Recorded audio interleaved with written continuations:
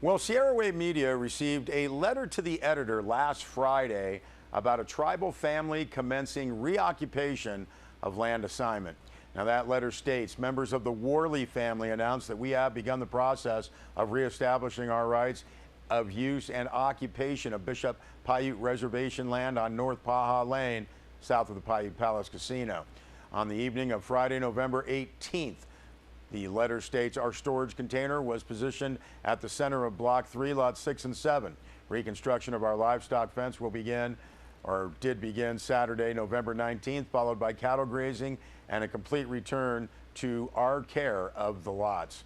Now, that letter states that the basis for this action is the Bishop Paiute Tribal Court reversal of 2014 trespass citations issued to members of our family and an October 28, 2016 order of dismissal with prejudice on the matter.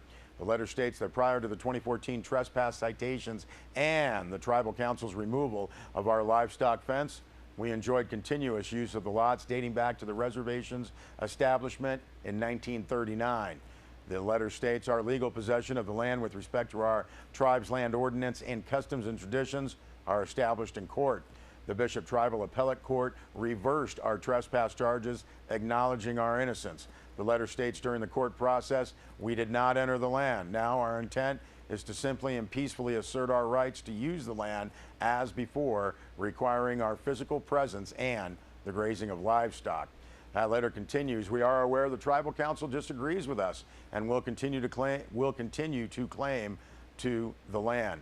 In the past, the council utilized tribal employees to engage with us and destroy our livestock fence and property. The letter says, we hope the council does not place tribal members again in direct opposition to each other. We urge all tribal employees not to engage or disrupt our action. Any intrusions will be documented for future litigation. Having completed the legal process, the lots are not available for any casino expansion project. Now, that entire letter is posted on our website, sierrawave.net, and the Facebook page is Save North Paha.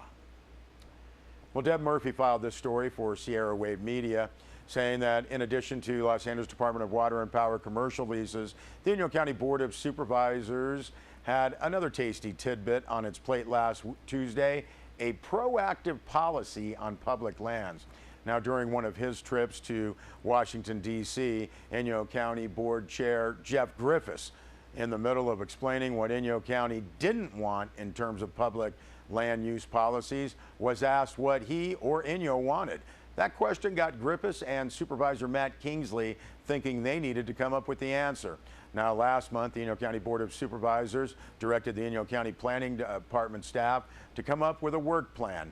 Planner Catherine Richards' work plan identified 7 immediate issues, including potential releases of public lands, wilderness study areas, and federally managed land designations, a series of 7 steps over 2 years, and a $430,000 cost to carry out the plan. Now, the Inyo supervisors weren't crazy about the budget, $350,000 going to consultants, the balance in staff time.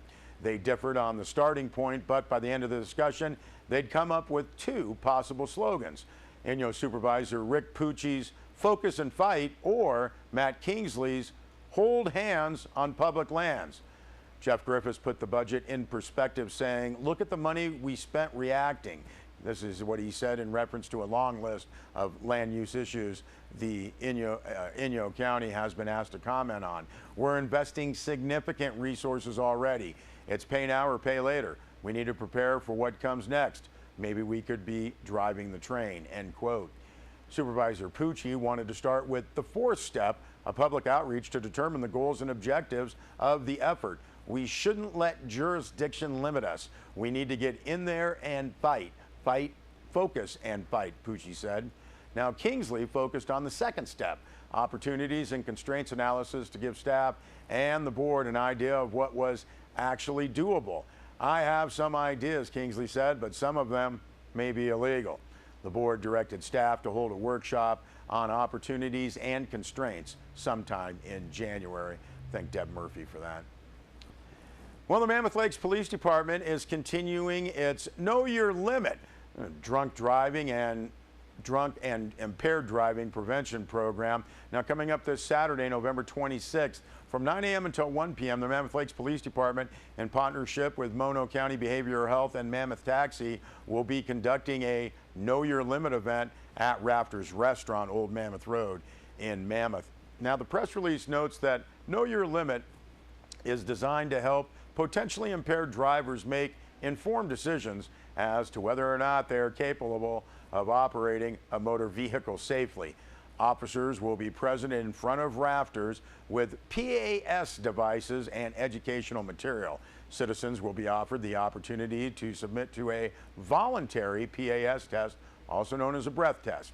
The results will be provided to the citizen along with information on driving under the influence and a token for a free taxi ride provided by Mammoth Taxi. Now, the tokens have been paid for by Mono County Behavioral Health and can be used the night of the event or any other night for a ride home, provided the ride is within the town limits outside. That token is only good for its $5 face value.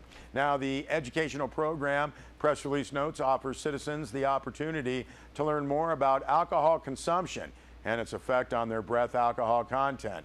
Mammoth Lakes Police Department hopes that by providing citizens with a better understanding of their own limits on alcohol consumption, they will be able to choose not to drive if they are above the legal limit. And again, that's taking place this Saturday at Rafters.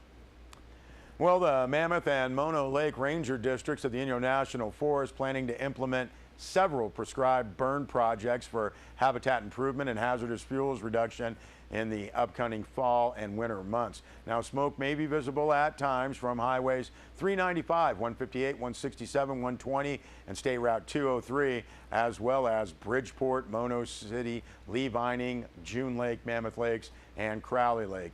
The press release notes that all prescribed fire activities will be coordinated with the Great Basin Unified Air Pollution Control District in accordance with air resource objectives. Now, following the accumulation of snow from fall storms, pile burning will be conducted and is expected to continue into early winter. Pile burning is planned on the Mammoth District, including areas west of Mammoth Lakes near Shady Rest Park, northwest of Mammoth Lakes along the Scenic Loop, and near Mammoth Knolls, east and west of Highway 395, near Smoky Bear Flat, west of the Crestview Rest Stop on Highway 395, west of 395 along Deadman Creek Road, north of Wilson Butte, southeast of the town of Mammoth Lakes along Mammoth and Sherwin Creek roads.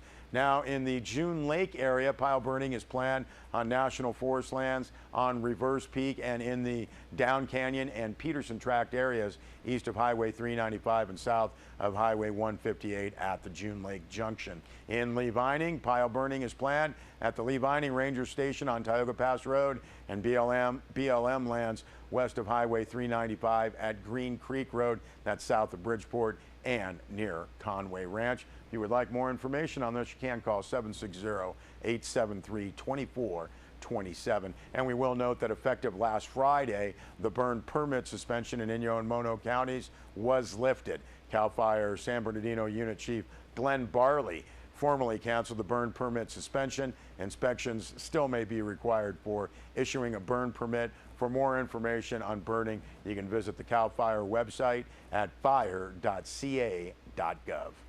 We'll be back with more news.